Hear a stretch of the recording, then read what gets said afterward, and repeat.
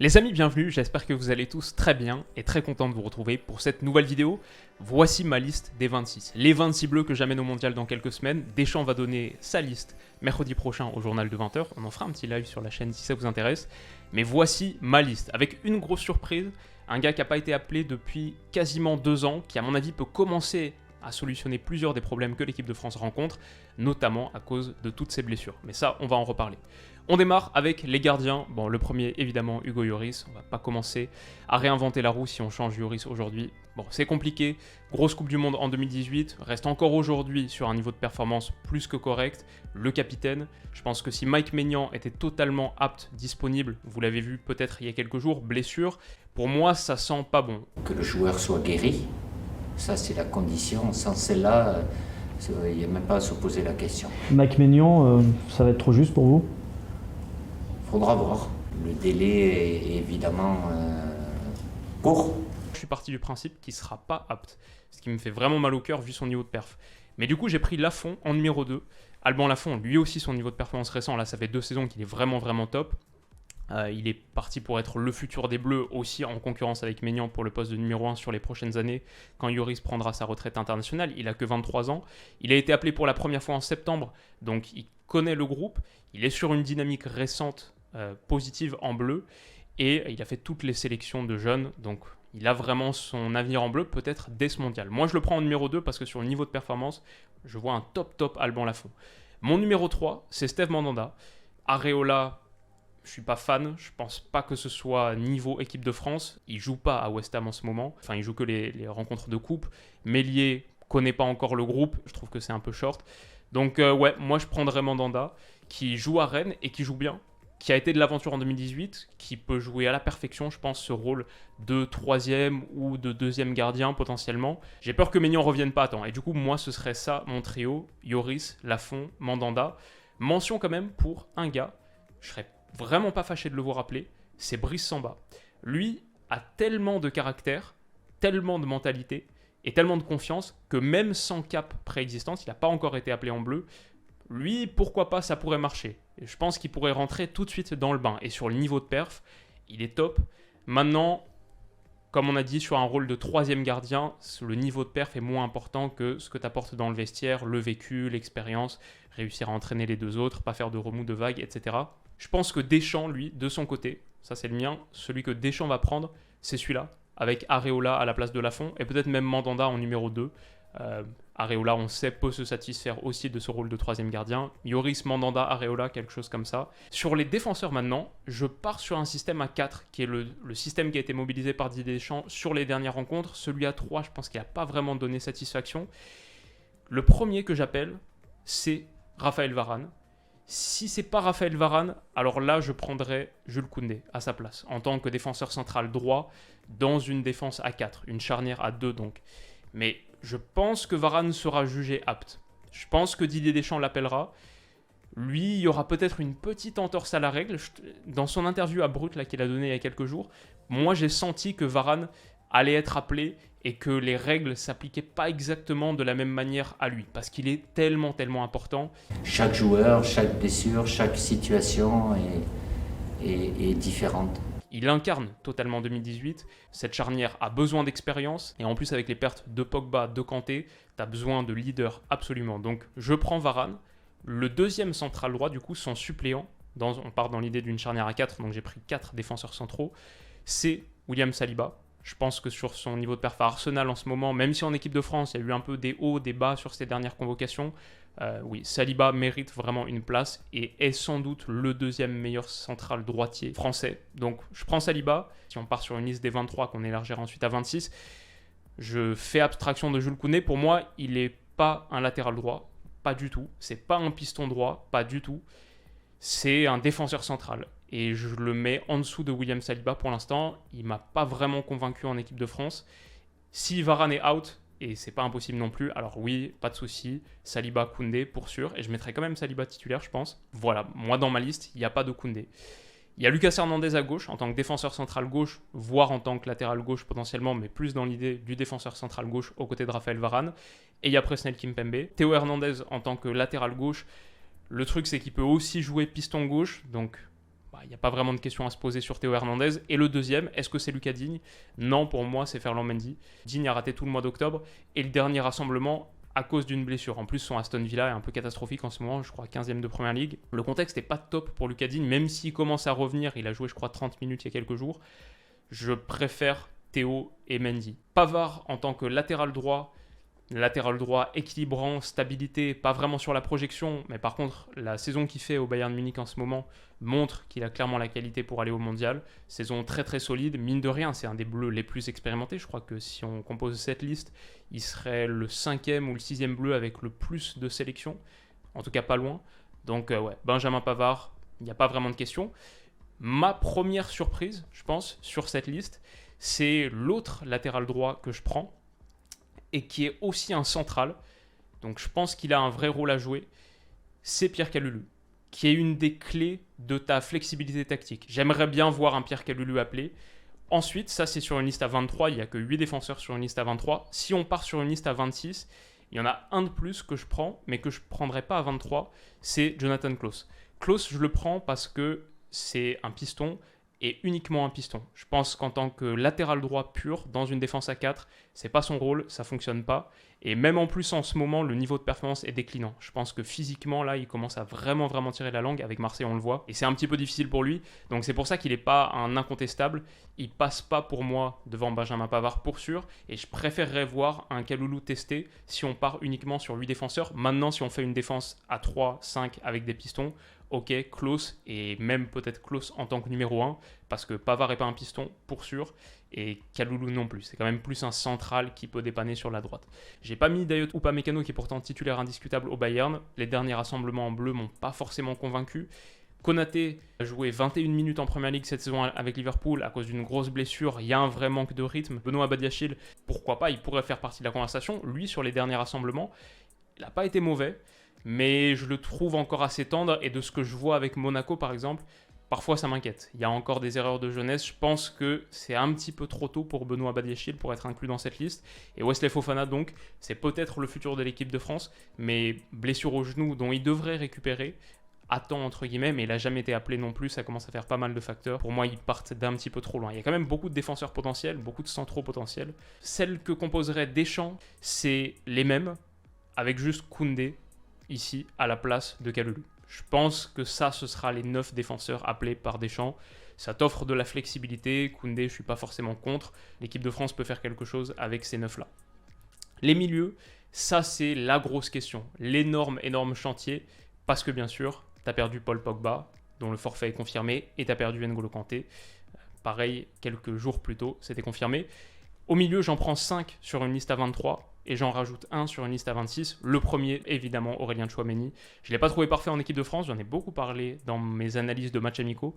Mais en l'état, titulaire au Real Madrid, fait pas Kanté aussi bien que Kanté et fait pas Pogba aussi bien que Pogba.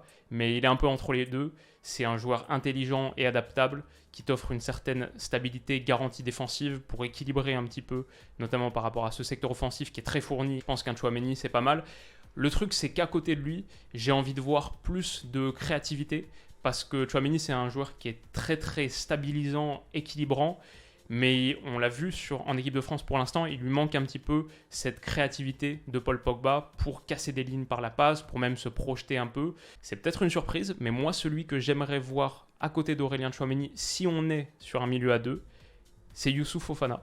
C'est celui qui m'a le plus convaincu sur les derniers rassemblements de l'équipe de France dans le cadre d'une paire. Notamment son top match contre l'Autriche, si vous vous en souvenez, qu'on avait analysé.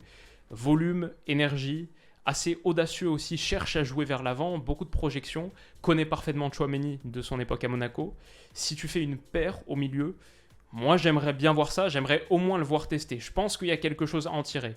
Si tu es à 3 au milieu de terrain, avec Tchouaméni en 6 devant la défense et 2 milieux relayeurs devant, là, je mettrais peut-être plutôt Matteo Guendouzi. Alors je sais, il n'a pas trop convaincu en bleu, et son niveau de performance est encore un petit peu inconstant, mais je trouve qu'il a le profil qu'aucun autre milieu n'a en équipe de France. C'est l'agressivité débordante, la défense en avançant, la pression, le très gros volume de course, et je le mets aux côtés de ce qui serait ma grande surprise, et franchement, lui, il peut jouer milieu à 3, il peut aussi jouer milieu à 2 aux côtés d'Aurélien Tchouaméni. Le problème c'est qu'on n'a pas de match amicaux, ça c'est vraiment pénible, mais j'aimerais bien voir ce gars testé aux côtés d'Aurélien Tchouaméni. C'est Tanguy Ndombele, qui n'a pas été appelé depuis un match contre le Kazakhstan, je crois que c'était mars 2021, donc ça fait quoi, 1 an et demi maintenant à peu près. C'est ma grande surprise, il peut jouer dans pas mal de configurations tactiques. En ce moment, c'est pas mal ce qu'il fait avec Naples. Et lui, il a vraiment le profil très différent, qui est celui, je pense, de tous les milieux que l'équipe de France peut appeler en ce moment, qui se rapproche le plus de Paul Pogba. Je ne dis pas que c'est un Paul Pogba, notamment sur son apport dans le dernier tiers, vraiment pour finir les actions, les frappes de l'extérieur de la surface. Il est très loin de ce que Pogba peut apporter. De toute manière, Pogba est irremplaçable. En équipe de France, le niveau de Paul Pogba, pour moi, c'est le joueur phare, le joueur clé. Je suis dévasté de sa blessure. Mais Tanguy Ndombele, sa capacité à aller vers l'avant, faire ce dribble, on le sait, avec ses feintes de corps, trouver des passes progressives, lui, c'est un vrai joueur de différence. Si Tchouaméni, c'est le milieu équilibrant, stabilisant, la garantie, Ndombele, c'est le milieu de différence, de provocation. L'équipe de France, quand on voit les matchs qu'elle a produits sur les derniers matchs amicaux, elle a vraiment besoin d'un profil à la Tanguy Ndombele pour dynamiter un petit peu cet entrejeu, pour qu'il se passe quelque chose, pour que les joueurs offensifs soient plus servis, avec plus de volume. Et ce milieu, je comprends qu'on le veut équilibrant, mais il faut aussi des gars capables de faire des différences. Si on fait un milieu à 3, j'aimerais vraiment voir Tanguy Ndombele. Le 5e milieu, c'est Eduardo Camavinga. Ça, c'est un petit regret de ma part. Si on avait un Camavinga qui s'était plus imposé au Real Madrid et qui avait un niveau de performance supérieur, même sur les derniers rassemblements en bleu, on ne se poserait pas la question. On ferait la paire Tchouaméni-Camavinga et ce serait emballé-pesé. Bon, il ne faut pas trop lui en demander non plus. C'est vrai qu'il est quand même très jeune encore. Il a encore une grosse marge de progression. Mais je le trouve encore trop tendre pour prétendre à une place de titulaire là au mondial. Maintenant, il a de grandes qualités, il connaît le haut niveau, il connaît l'équipe de France. Je le préfère personnellement à celui que j'inclurais pas dans une liste de 23, mais que je mets, oui, dans une liste de 26. C'est Adrien Rabiot, que je trouve pour le coup très neutre. Ses avantages, c'est qu'il connaît le groupe, il connaît le haut niveau, connaît l'équipe de France. Mais par exemple, une paire Tchouaméni-Rabiot, si on se dirige vers ça, je trouve que ça fera pas assez de différence. C'est un milieu qui est vraiment trop bas, trop équilibrant. Je suis pas un grand fan d'Adrien Rabiot, j'ai un petit peu du mal à le défendre. Je me suis posé la question de Khéphren Thuram. Je pense que c'est un petit peu trop tard pour faire un essai, aucune cape en bleu pour l'instant. Je me suis posé la question Benjamin André, c'est un peu la même chose. Et je me suis posé la question Kouadio Koné, c'est un petit peu la même chose. Mais ces 3 gars-là auraient mérité d'être testés peut-être un petit peu plus tôt. Je pense que c'est trop tard pour cette Coupe du Monde. Deschamps, je le vois faire Tchouaméni, Rabiot, Guendouzi, Fofana, Camavinga. Il va effectivement au-delà de la liste des 23, ce qui n'est pas certain. Hein. On n'est pas certain qu'il aille au-delà, même jusqu'à 26. Moi, dans mon esprit, je me dis il va peut-être faire 24-25, mais pas 26. Le 9 novembre, quand vous allez annoncer cette liste, vous allez annoncer combien de joueurs exactement ?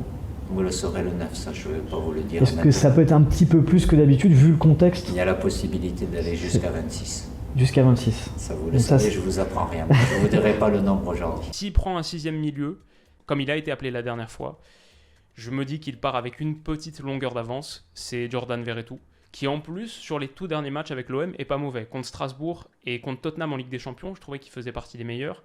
Équilibre, même quelques passes progressives. Bon, ce serait pas la pire chose du monde. Maintenant, pour moi, quand on voit ces 6-là, on voit quand même où en est l'équipe de France. Si ça, je me dis que c'est les 6 plus probables pour Didier Deschamps, on voit un petit peu où sont les Bleus et le fait que le gros chantier se situe au milieu est assez clair. Sans Kanté, sans Pogba, finalement, il te reste plus que Tchouaméni en indiscutable et derrière, c'est tout de suite la question. Alors en plus, si tu fais un milieu à 3, tu as 2 grosses interrogations. On sait à quel point l'entrejeu est fondamental. La Coupe du Monde 2018, il y a beaucoup de joueurs que tu peux sortir du lot, mais Kanté, Pogba, c'est peut-être la clé de ce mondial, une des clés majeures. Là, ça fait un petit peu peur. Mes attaquants, ok, c'est là où il y a le moins de doute. Là, heureusement, pour l'instant, on n'a pas encore de blessés. Mbappé, c'est sûr. Benzema, c'est sûr. Griezmann, ok. Olivier Giroud, il y a une époque, se posait la question. Parfois, j'ai lu quelques articles et j'ai l'impression que c'est encore une question. Pour moi, ce n'est pas du tout une question. Il sera appelé à 100%. Et moi, je l'appelle à 100%, enfin, sur ce qu'il a montré sur les derniers matchs. Et surtout, ce qu'il apporte. Techniquement, personne à son profil en bleu. Donc, je ne dis pas qu'il part titulaire. Pour moi, les titulaires, c'est bien sûr Mbappé, Griezmann, Benzema. Giroud en sortie de banc, même sur certains matchs potentiellement. Bref, ce qu'il apporte, c'est totalement différent. Si tu vas faire une liste à 26, tu vas forcément appeler Olivier Giroud. Moi, c'est mon cas. Je le mets 4e. Ensuite, Christopher Nkunku, dont on connaît le niveau de qualité. Même en bleu, ça a été un petit peu hétérogène. Bon, en même temps, les bleus n'ont pas forcément convaincu sur les derniers matchs amicaux, mais il y a eu des matchs d'Nkunku qui étaient pas mal, contre l'Autriche il me semble, peut-être contre la Croatie en juin. Dembélé, ok, et Coman, ça c'est mes 7. Je pense que c'est les 7 pour quasiment tout le monde. Ce que j'aime bien avec ça, c'est que tu as les joueurs axiaux pour faire ton 1-2, mais tu as aussi avec Dembélé et Coman des ailes, et avec Mbappé aussi potentiellement, 3 ailiers pour avoir cette explosivité sur les côtés. J'aime beaucoup Kingsley Coman, moi je suis un très très grand fan de Kingsley Coman dans l'absolu. Le problème c'est les blessures. Sans les blessures, la carrière que ferait Kingsley Coman, c'est un délire. Et ce que j'aime bien avec Coman, c'est aussi sa possibilité d'être piston droit. Moi, je l'avais beaucoup aimé en tant que piston droit. Si l'équipe de France repart sur un système à 3 derrière, je pense que Coman a une vraie carte à jouer en tant que piston droit. Même potentiellement en sortie de banc sur un match où ça bloque un petit peu. Tu sors Pavard, tu mets Coman à la mi-temps par exemple. Je pense que c'est vraiment pas absurde. Donc ouais, allez, les attaquants, j'aime vraiment la matière que les Bleus ont à disposition. Et maintenant, la question c'est, quel est le 8e ? Sur une liste à 26, il y aurait 8 attaquants. Quel est le 8e ? Personnellement, je ne prends pas Ben Yedder. Et je ne prends pas Kolo Muani parce que je trouve que ces Bleus ont déjà beaucoup de joueurs axiaux. Mbappé, Benzema, Griezmann, Giroud, Nkunku. Je ne prends pas non plus Fekir, un petit peu pour la même raison, mais surtout parce que manque de rythme. J'aime bien ce que Fekir amène, je pense que lui, il a un vrai profil différent, mais il n'a pas beaucoup joué avec le Betis cette saison, hein, moins de 40% des minutes, je crois. J'ai vraiment hésité parce qu'en 2018, c'était un des meilleurs impact sub de la compétition. Lui, quand il rentrait, il apportait vraiment quelque chose de différent. Il a ce profil spécial. Donc, ouais, lui, ça peut être une surprise potentiellement. S'il avait fait un super début de saison avec le Betis, il serait vraiment dans la conversation. Mais pour moi, il y échappe. Et reste une question, celle qui est posée avec insistance depuis quelques semaines, c'est Martin Terrier. Martin Terrier qui fait un super début de saison. Je serais vraiment pas fâché de le voir. Mais je ne sais pas si le genre de joueur à rentrer dans un groupe et à s'intégrer immédiatement très facilement. Lui-même le dit, personnalité un peu introvertie, un petit peu un diesel social.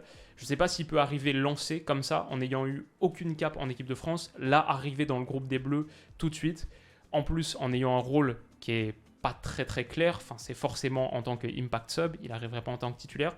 On l'a vu pour l'instant marcher très bien dans un collectif fonctionnel à Rennes, mais quand le collectif est balbutiant comme à Lyon, ça ne marchait pas très bien. Donc, les Bleus, ce n'est pas un collectif fonctionnel. C'est sur les postes offensifs, il faut faire la différence individuellement avant tout et être capable de s'inscrire dans le jeu en une touche autour de la surface de réparation. Je ne sais pas, je le vois plus lancé en transition offensive et peut-être plus ailier gauche aussi, en sachant que l'équipe de France, je crois qu'à Rennes, il a joué pour l'instant 70% de ses matchs ailier gauche et l'autre 30% en tant qu'attaquant. Si tu as déjà 3 ailiers potentiels avec Mbappé, Coman, Dembélé. Je ne sais pas si tu as vraiment besoin de Martin Terrier.